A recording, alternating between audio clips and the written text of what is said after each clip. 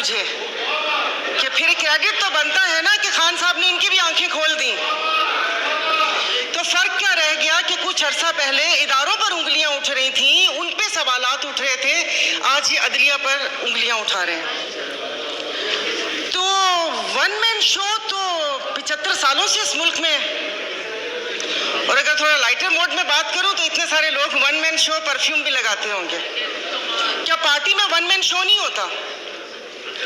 تو پوچھنا مجھے میرے 2-3 سوالات ہیں. پوچھنا یہ تھا کہ یہ ون مین شو کہ نہیں ہوگا, کیا یہ صرف عدلیہ کی حد تک ہوگا یا اس کا اطلاق باقی اداروں پر بھی ہوگا؟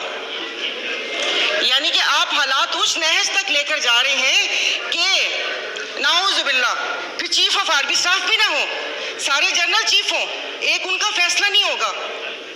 معیشت تو تباہ کر دی, اب ہاتھ دھو کر اداروں کے پیچھے پڑ گئے ہیں. ان 75 سالوں میں جو باریاں لگیں ان میں ان کو خیال کسی چیز کا نہیں آیا. اب جب بات اپنے پر آئی تو پھر ان کو اداروں کی خامیاں بھی دکھنا شروع ہو گئیں.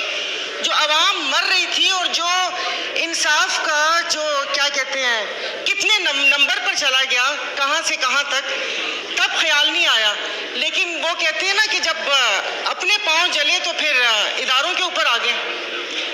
اور اس وقت سے مجھے صرف ایک بات پوچھنی ہے کہ یہ جو ایوان ہے یہ عوام کا ایوان ہے یا ان کے مسائل حل کرنے کی جگہ ہے؟ یہ کل بھی جب یہ سپیچ ہوئی تھی آپ نے جوائنٹ سیشن بلایا تھا, میں نے کہا شاید اس بابرکت مہینے میں جو عوام سحر و افطار کی لذتوں سے محروم ہے, اس مہنگائی میں پس رہی ہے, شاید اس کی بات ہوگی. لیکن وہ لگ رہا ہے جیسے کوئی گھسی پٹی کیسٹ واپس سے لگا دی, اور مطلب جیسے ہم اس ملک کے شہری نہیں ہیں یا یادداشت کمزور ہے کہ جو ہمیں پتہ نہ ہو کہ یہاں پر توشہ خانہ کا تو ذکر ہوا لیکن ہار کا ذکر کرنا بھول گئے. جب کیس کی بات ہوئی تو آپ ان سے یہ تو پوچھیں کہ یوسف رضا گیلانی صاحب کے پٹیشن دائر کس نے کی تھی؟ وہ بھی انہوں نے کی تھی, بڑے میاں صاحب کالا کوٹ پہن کر گئے تھے. اور دوسرا ہنسی بھی آ رہی تھی اور ترس بھی آ رہا تھا کہ انہوں نے ایک بات کی کہ اللہ پاک ہماری آسانیاں دور کرے. پیچھے بیٹھے ہوئے پٹواری نہیں سمجھیے گا, پنکھے, انہوں نے کہا آمین. سنا ہی نہیں کہ اللہ پاک آسانیاں دور کرے. اور دوسرا آپ نے صالح محمد کو بولا تشریف رکھیں, پی ایم صاحب بیٹھ گئے, تو کتنے معصوم ہیں. تو یہاں پر کوئی ایوان پہ عوام کی بات کرنی چاہیے. اسپیکر صاحب مطلب چیزیں ہاتھ سے جب پھسل جائیں گی تو پھر یہ نقصان پاکستان کا ہوگا. یہاں پر میرے یہ اس طرف بیٹھے والوں کو یہ خوف تھا جس کا وقتاً فوقتاً اظہار بھی کیا گیا کہ وہ آ گئے تو ان کو نہیں چھوڑیں گے. ادھر یہ خوف تھا کہ اگر میں عدالت چلا گیا تو یہ مجھے جیل چلا گیا تو یہ مجھے مار دیں گے. تو اس خوف میں تو غلط فیصلے ہوتے ہیں. بہت سال پہلے کہا تھا ہم ادھر تم ادھر, اور آج کہہ رہے ہیں یا ہم یا تم. یہ تو ان کے بقا کی جنگ ہے. اور اگر افواج یہ اسٹیبلشمنٹ کے لیے کہا تھا کہ 2018 میں ریگنگ کر کے ان کو لایا گیا, اسپیکر صاحب آپ کی توجہ جی, تو بقول ان کے کہ وہ مسلط کیا, تو پھر ہم اپنا لہو کن کے ہاتھوں پہ تلاش کریں؟ کن کے ہاتھوں میں اپنا لہو تلاش کریں؟ مطلب جو لانے والے تھے انہوں نے چھوڑ دیا ان کو, یعنی کہ وہ نیکسٹ ٹائم بھی وہ کوئی ایسی غلطی کرے اور اس ملک کے اوپر ایسی چیزیں مسلط ہوں تو انہوں نے چھوڑ دیا. تو میرے خیال میں کہ جو اگلی باری ہے وہ دوسرے ادارے کی ہے.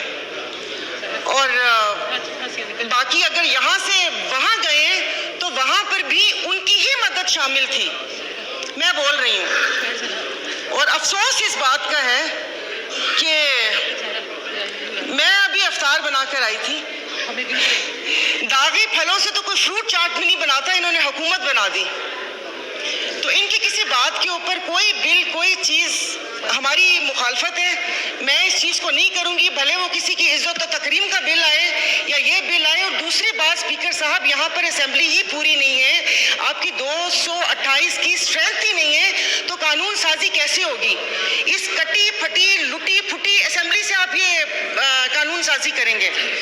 تو باقی بس یہ کہ ایکسپنس بہت ساری چیزیں کرنے والی تھی جو نہیں ہوئی. پورے کے پورے اسمبلی کو ایکسپنس کر دینا چاہیے جو یہاں پر بیٹھے ہوئے. تو میں اس کی مخالفت کرتی ہوں. میری پلیز پوری بات سن لیجیے گا. میں بہت دیر سے بیٹھی ہوئی تھی. یہ سب لوگ اپنی نیند پوری کر کے افطار کر کے آئے ہیں. ہم لوگ یہاں پر بیٹھے ہوئے تھے اپنی باری کا انتظار کرنے کے. خدا را کہ اس پہ نہ وہ کریں. اب ایک شعر بنتا ہے ڈسکے پہ, سنا دوں گی. تو وہ دیکھیے, تو یہ نہ کریں کہ چیزیں ہمارے ہاتھ سے پھسل جائیں. عدلیہ ہو یا افواج پاکستان ہو, ہمارے لیے محترم ہے. جب یہاں پر سوال اٹھنا شروع ہو جائیں گے, وہ پنجابی کا شعر ہے نا کہ جتنا تے ہارنا دو الگ شیواں, اے دکھیاں نال ساڈے یکے تے نہ مارو. ان دکھیوں سے آپ اکے مار رہے ہیں. تو یہ جس طریقے سے یہاں پر بیٹھے ہیں وہ ڈسکے کا بہت لمبا شعر ہے. ڈسکے والے ناراض ہو جائیں گے کہ جن کی فطرت میں ہو ڈسنا وہ ڈس کے رہتے ہیں. تو ڈسکے والے ناراض ہو گئے تھے. تو پلیز اسے کیا کہتے ہیں, یہ میں اپنی Muslim League Functional G D A کی طرف سے میں اس کو جو قانون سازی آپ کر رہے ہیں زور زبردستی کی گھپا گھٹالا 13 جماعتوں کے ساتھ, اس کو میں اپوز کرتی ہوں. اور خدارہ ملک کو اس نہج پر نہ لے کر جائیں جہاں پر سے واپسی ناممکن ہو.